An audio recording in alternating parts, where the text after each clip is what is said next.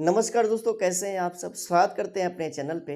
Class 12 biology का chapter 1 जीवों में जनन यानी कि रिप्रोडक्शन इन ऑर्गेनिजम्स और इसका भाग 5 तक बता दिया है, जिसमें अलैंगिक जनन के बारे में, एसेक्सुअल रिप्रोडक्शन के बारे में कंप्लीटली जानकारी दे दिया गया है।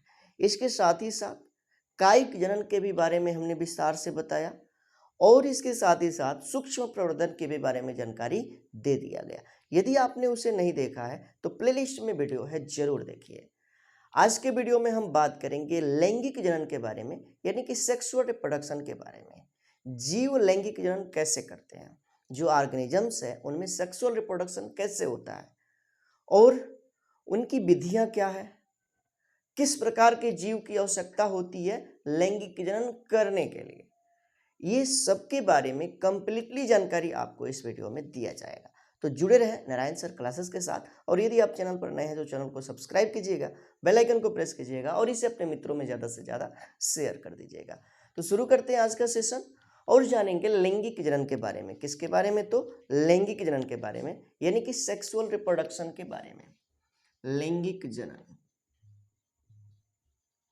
लैंगिक जनन यानी कि सेक्सुअल रिप्रोडक्शन क्या होता है? लैंगिक जनन यानी कि सेक्सुअल रिप्रोडक्शन क्या होता है? तो वह जनन जिसमें लैंगिक अंग की आवश्यकता होती है। किसकी आवश्यकता होती है? लैंगिक अंग की आवश्यकता होती है। लैंगिक अंग की आवश्यकता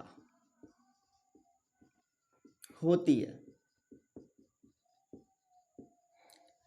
जिस जनन में लैंगिक अंग की आवश्यकता होती है, इसका क्या मतलब कि इनमें विपरीत लिंग वाले अंगों की आवश्यकता होती है। ठीक है, विपरीत लिंग वाले अंगों की आवश्यकता होती है, या कहेंगे विपरीत लिंग वाले जनकों की आवश्यकता होती है। यानी कि विपरीत लिंग वाले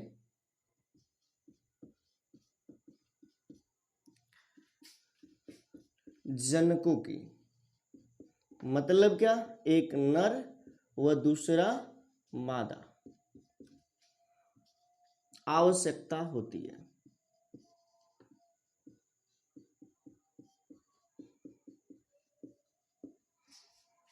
जिसमें विपरीत लिंग वाले जनकों की आवश्यकता होती है, यानी कि एक नर और एक मादा की आवश्यकता होती है। क्या करने के लिए? संतान उत्पन्न करने के लिए, नया जीव बनाने के लिए। तो इस तरह के जनन को बोला जाता है लैंगिक जनन। क्या चीज? तो लैंगिक जनन। अब ये जो टॉपिक है लैंगिक जनन, इससे रिलेटेड आगे के आपको 2 चैप्टर मिलेंगे। एक है पुष्पी पादपों में लैंगिक जनन और दूसरा है मानव जनन। तो पुष्पी पादपों में लैंगिक जनन और मानव जनन जो 2 चैप्टर है, ये आपको यहाँ पे इसी आधार पर मिलेगा। तो ये जो टॉपिक है पढ़ना बहुत ही जरूरी है, क्योंकि आगे के 2 चैप्टर आपको इससे क्लियर हो जाएंगे। तो यहाँ पे क्या है? लैंगिक जनन का मतलब कि जिसमें लैंगिक अंगों की आवश्यकता होती है, विपरीत लिंग वाले जनक भाग लेते हैं। एक को नर कहा जाता है और दूसरे को मादा कहते हैं। ठीक है, एक क्या है? नर है, वह दूसरे क्या है? मादा। 2 विपरीत लिंग वाले जनकों की आवश्यकता होती है, नर भाग और मादा भाग, नर जनक और मादा जनक। और इसके द्वारा जब नया संतान की उत्पत्ति होती है तो उसे बोला जाता है, इस प्रकार के जनन को बोला जाता है लैंगिक जनन। क्या कहते हैं? लैंगिक जनन। इतनी बातें आपने समझा।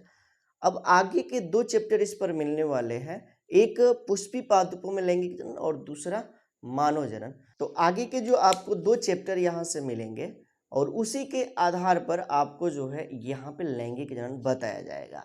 तो एक मनुष्य के लिए पढ़ना है लैंगिक जनन और दूसरा किसके लिए? तो पौधा के लिए।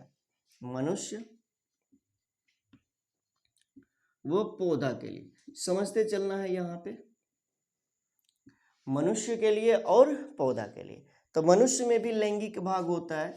मनुष्य के 2 लैंगिक अंग होंगे ना, एक नर भाग और दूसरा मादा भाग। ठीक है, नर भाग और मादा भाग।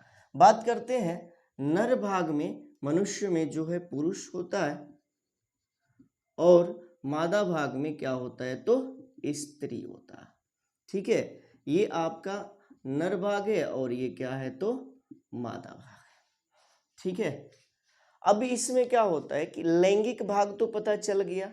लैंगिक भाग तो पुरुष का जो लैंगिक भाग होता है उसको बोला जाता है वृषण। नर में जो लैंगिक भाग होता है उसे बोला जाता है क्या चीज तो वृषण यानी कि टेस्टिस। और स्त्री का जो भाग होता है यानी कि मादा भाग, मादा लैंगिक अंग, वो है क्या अंडाशय। अंडाशय यानी कि ओवरी। ठीक है, अंडाशय यानी कि ओवरी। तो कहने का मतलब है कि वृषण नर भाग है और अंडाशय क्या है मादा भाग है। अब इसमें युग्मक बनता है और इसमें भी युग्मक बनता है। इस भाग में जो युग्मक बनेगा वह है नर युग्मक। नर युग्मक। ठीक है, इसका नाम है, इसका नाम होता है नर युग्मक का। इसे बोला जाता है क्या चीज तो शुक्राणु। शुक्राणु इंग्लिश में बोला जाता है स्पर्म। आगे विस्तार से ये चीजें बताया जाएगा, शुक्राणु या स्पर्म। और इसमें मादा भाग होता है और मादा भाग के जो मादा लैंगिक अंग है उसमें अंडाशय में जो मादा युग्मक बनता है, मादा युग्मक, जिसे बोला जाता है अंडाणु। अंडाणु। ठीक है, तो कहने का मतलब है कि लैंगिक जनन में युग्मक बनते हैं। क्या बनते हैं युग्मक बनते हैं। देखते चलना है, बहुत ही आसान हो जाएगा आपको यहाँ से बायोलॉजी पढ़ना। अब ये जो युग्मक होते हैं हमेशा अगुणित होते हैं। क्या चीज तो अगुणित यानी कि n। ठीक, तो ये भी अगुणित होगा, अगुणित होता है यानी कि n। जब कोशिका में गुणसूत्रों की संख्या आधा हो, कितना हो आधा हो, तो ऐसी स्थिति को अगुणित बोला जाता है। और जब कोशिका में गुणसूत्रों की संख्या पूर्ण हो तो इस तरह की स्थिति को द्विगुणित बोला जाता है। क्योंकि ये जो आपका वृषण है, जो जनन अंग होता है, जनन भाग होता है, लैंगिक भाग, वह हमेशा द्विगुणित होता है। क्या चीज तो द्विगुणित यानी कि 2n में, यानी कि इसमें गुणसूत्रों की संख्या पूर्ण है तो ये भी द्विगुणित होगा, द्विगुणित होता है यानी कि ये भी क्या है 2n, यानी कि गुणसूत्रों की संख्या है 46। जब आधा हो जाता है, अर्धसूत्री विभाजन होता है, तो युग्मक बनता है और यहाँ पे गुणसूत्रों की संख्या हो जाएगा 23 और यहाँ पर भी गुणसूत्रों की संख्या हो जाएगा क्या चीज तो 23। ठीक है, अब इसमें क्या होता है कि संयोजन होता है और संयोजन हो करके एक द्विगुणित कोशिका का निर्माण होता है जिसे युग्मनज बोला जाता है। वही चीज यहाँ पे हम दिखाएंगे। जैसे कि नर भाग, तो पुरुष का नर भाग क्या है वृषण है, समझते चलना है वृषण। और वृषण होता है द्विगुणित 2n, यानी कि गुणसूत्रों की संख्या कितनी 46। जो मादा भाग होता है वो क्या है अंडाशय है। क्या है अंडाशय है और ये भी द्विगुणित होता है यानी कि गुणसूत्रों की संख्या होगी 46। अब इसमें होता है अर्धसूत्री विभाजन। ठीक है, कौन सा विभाजन अर्धसूत्री विभाजन। अर्धसूत्री विभाजन जिस दौरान क्या बनता है युग्मक बनता है। ठीक है ना, नर भाग में नर युग्मक बनता है, नर युग्मक, और मादा भाग में मादा युग्मक बनता है। नर भाग में नर युग्मक और मादा भाग में मादा। अब अर्धसूत्री विभाजन के दौरान होता क्या है यहाँ पे, तो ये जो द्विगुणित कोशिका है अगुणित हो जाती है यानी कि ये n में हो जाती है। ये युग्मक क्या हो जाते हैं n हो जाते हैं।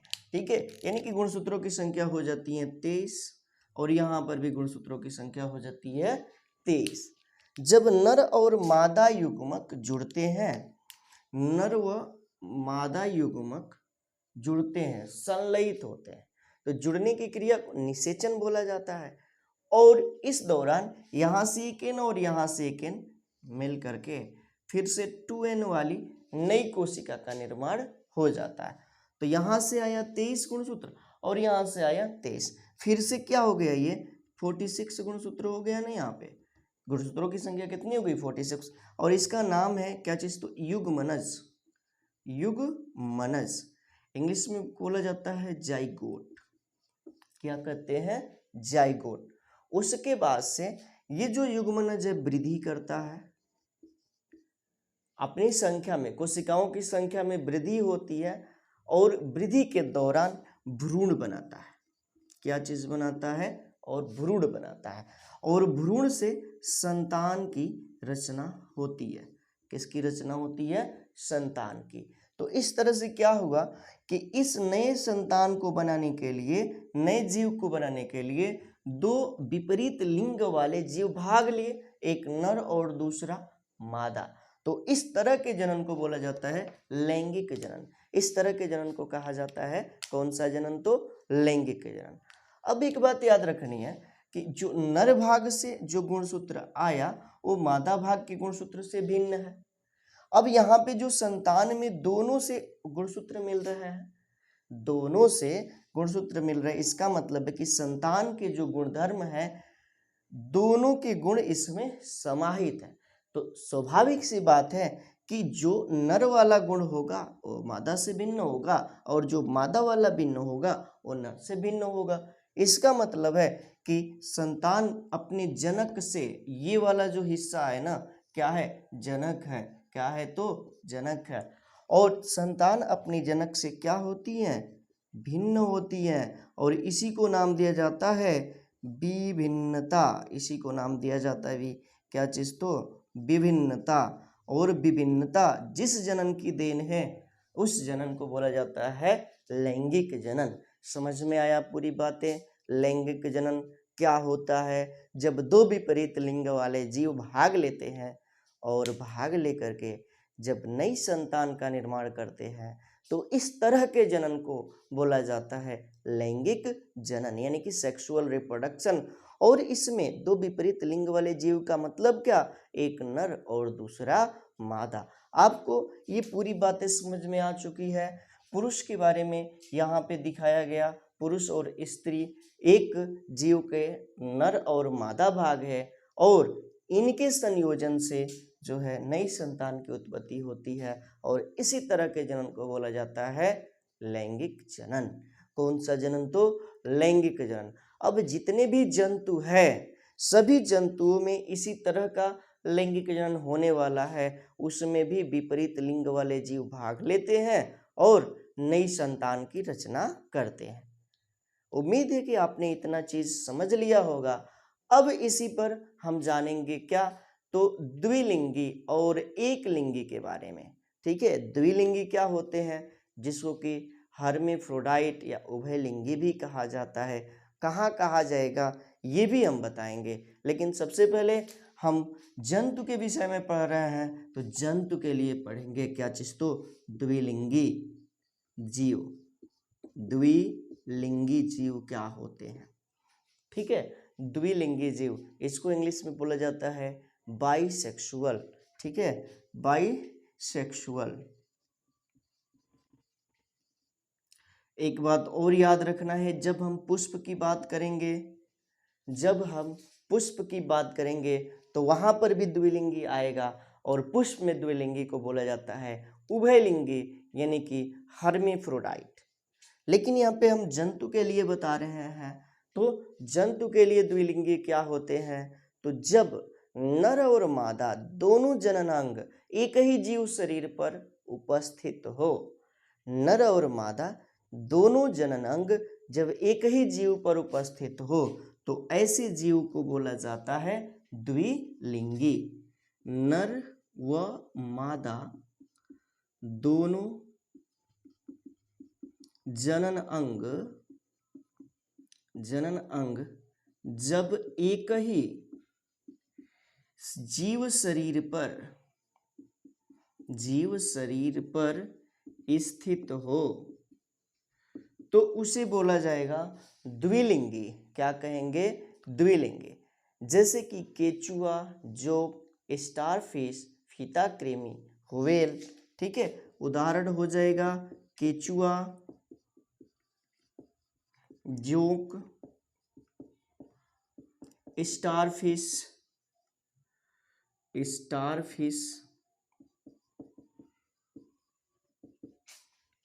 उसके बाद से फीता कृमि,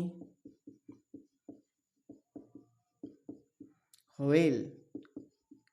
ये सब क्या है? तो द्विलिंगी जीव है, यानी कि एक ही जीव शरीर पर नर व मादा दोनों जनन अंग उपस्थित होते हैं। नर व मादा जब दोनों लैंगिक भाग एक ही जीव पर उपस्थित हो तो उसे बोला जाता है, कैसा जीव है वो? द्विलिंगी है। ठीक है, किस प्रकार का जीव है? द्विलिंगी है। बात समझ में आ चुकी है। अब बात करेंगे एक लिंगी।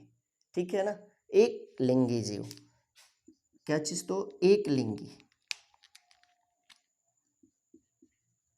एक लिंगी जीव।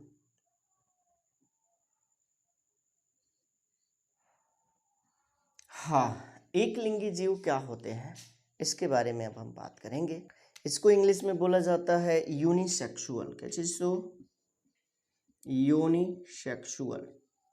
ठीक है, जब नर व मादा जनन अंग अलग अलग जीव शरीर पर उपस्थित हो, यानी कि नर जनन अंग अलग जीव शरीर पे है और मादा जनन अंग अलग जीव शरीर पे है, तो ऐसे जीव को बोला जाएगा एक लिंगी। ठीक है, जब नर व मादा जनन अंग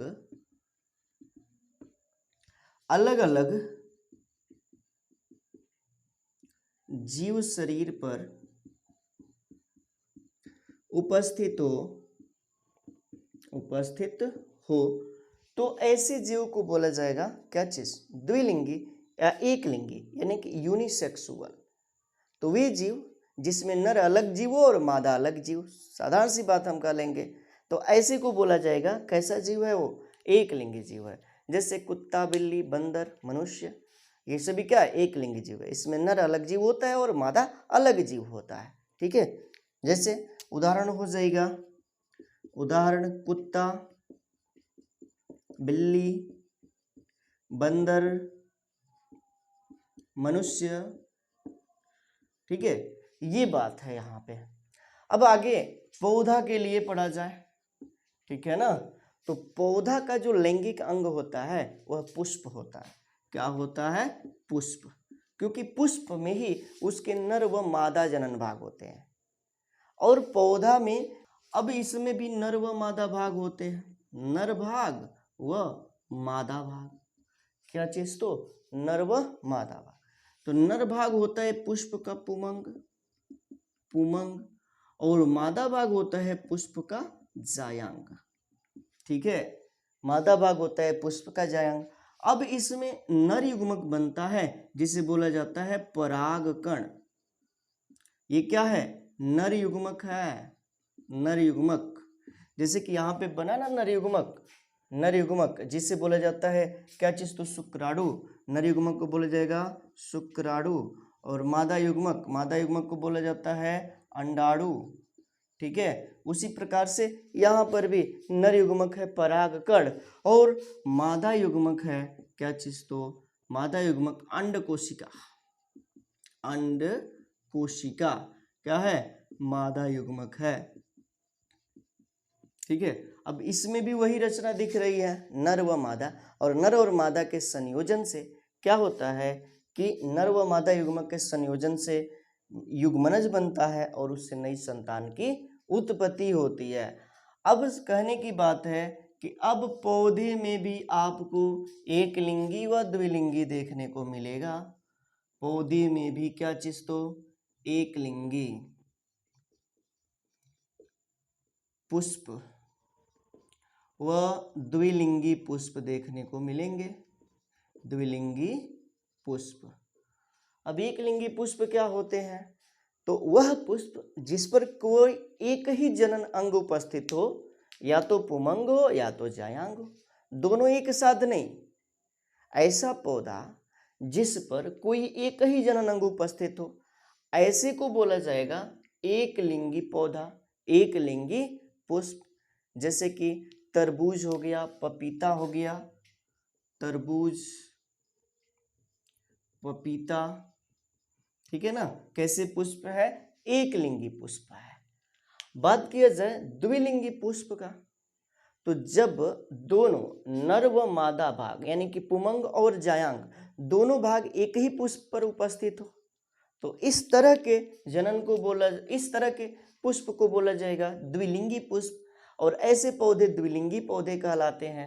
और पौधों में द्विलिंगी को बोला जाता है हर्मेफ्रोडाइट या उभयलिंगी, इसी को बोला जाएगा हर्मेफ्रोडाइट और उभयलिंगी, उभयलिंगी, ठीक है। उदाहरण बहुत सारे पौधा हो जाएगा, जैसे कि सरसों हो गया, मटर हो गया, चना हो गया, गुड़हल हो गया, ठीक है ना। उदाहरण में सरसों,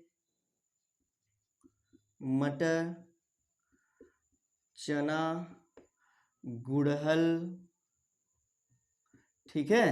तो ये सभी कैसे पौधे हैं, ये द्विलिंगी है, जिसमें कि पुष्प में दोनों नर व मादा भाग उपस्थित रहेगा।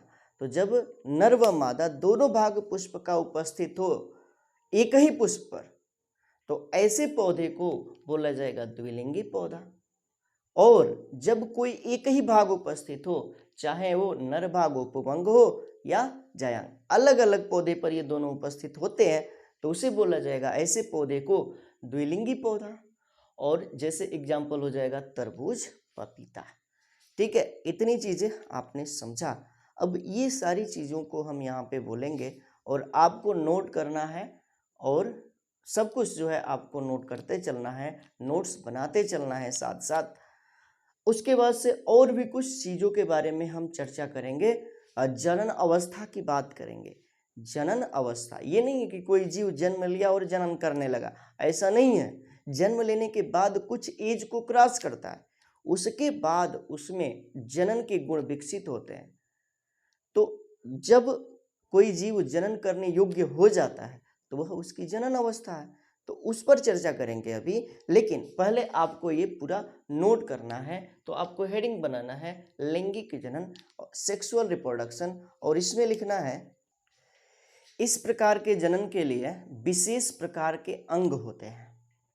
शरीर की सामान्य दैहिक कोशिकाओं से विभिन्न प्रकार के दो अगुणित कोशिकाओं का संयुग्मन लैंगिक जनन की आधारभूत प्रक्रिया होती है। फिर आगे से लिखना है इन अगुणित कोशिकाओं को युग्मक कहते हैं। युग्मक प्रमुख जननांगों अर्थात जनदों की जनन कोशिकाओं में विशेष प्रकार के अर्धसूत्री विभाजन से बनती है। इनके बनने की इस प्रक्रिया को युग्मक जनन कहते हैं। संयुग्मन में भाग लेने वाले दो लैंगिक कोशिकाएं भिन्न भिन्न प्रकार की होती हैं, एक नर युग्मक कोशिका तथा दूसरी मादा युग्मक कोशिका। इसके संयुग्मन से बनी द्विगुणित कोशिकाओं को युग्मनज अर्थात जाइगोट कहते हैं, और इसी से नई संतान की उत्पत्ति होती है। लैंगिक जनन के फलस्वरूप बनी संतति माता पिता से थोड़ी भिन्न दिखाई देती हैं, जिसे विभिन्नता कहते हैं, जिसे विभिन्नता कहते हैं। मनुष्य में जो जनन होता है, तो मनुष्य के नर जनन अंग को वृषण कहते हैं। मनुष्य में नर जनन अंग को वृषण तथा मादा जनन अंग को अंडाशय कहते हैं। अब नर जनन भाग में नर युग्मक बनता है, जिसे शुक्राणु कहते हैं, जो कि अगुणित रचना है, और मादा जनन भाग में मादा युग्मक बनता है, जिसे अंडाणु कहते हैं, ये भी अगुणित रचना है। शुक्राणु और अंडाणु के संयोजन से द्विगुणित युग्मनज बनता है, जिसके विकास से शिशु की रचना होती है, यानी कि संतान की उत्पत्ति होती है। फिर हेडिंग बनाना है आपको द्विलिंगी, ठीक है। द्विलिंगी यानी कि बाइसेक्सुअल, इसी को बोला जाएगा हर्मेफ्रोडाइट या उभयलिंगी भी, ठीक है। तो द्विलिंगी हेडिंग बनाना है और इसमें लिखना है जब एक ही जीव द्वारा नर तथा मादा युग्मकों का निर्माण होता है, मतलब कि एक ही जीव शरीर पर नर तथा मादा जनन भाग उपस्थित होता है, तो ऐसे जीव को द्विलिंगी जीव कहते हैं। जैसे केचुआ, जोक, स्टारफिश, फीताकृमि, व्हेल आदि। उसके बाद सेटिंग बनाना है एक लिंगी जंतु। तो जब नर व मादा जनन अंग अलग अलग जीव शरीर पर उपस्थित हो, यानी कि नर अलग हो और मादा अलग हो, तो ऐसे जीवों को बोला जाता है एक लिंगी जीव, जैसे कि कुत्ता, बिल्ली, बंदर, मनुष्य आदि।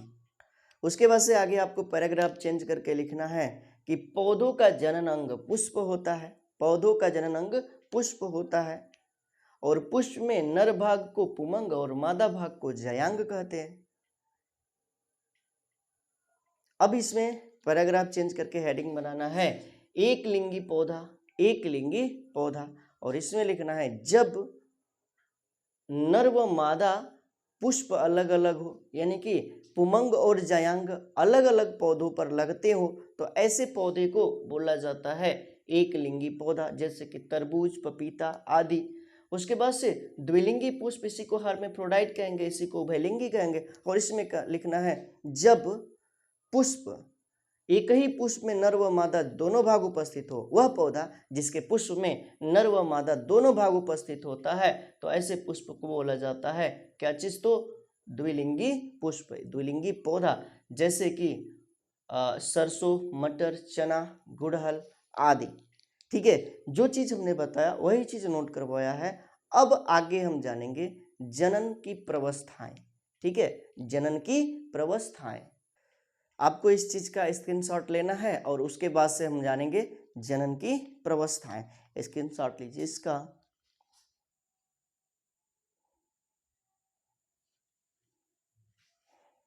चलिए तो मिटाते हैं।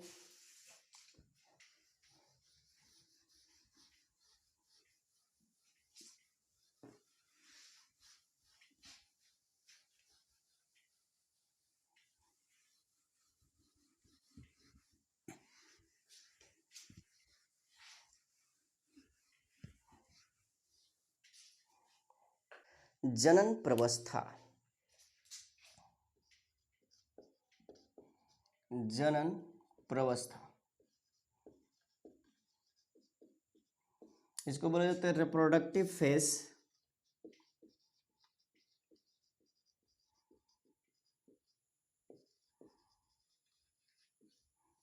ठीक है, जनन प्रवस्था क्या होता है, तो कोई भी जीव जन्म लिया और जन्म लेने के तुरंत बाद ही उसमें जनन की क्रिया नहीं होने लगती है, जनन का गुण विकसित नहीं होता है, वह वृद्धि करता है, एक निश्चित अवस्था एवं परिपक्वता अवस्था तक पहुंचता है, उसके बाद से उसमें जनन के गुण विकसित होते हैं। जंतु जन्म के बाद जब जनन की अवस्था में पहुंचता है, यानी कि जनन अवस्था में पहुंचता है, तो वह अवस्था जंतु की किशोरावस्था कहलाती है।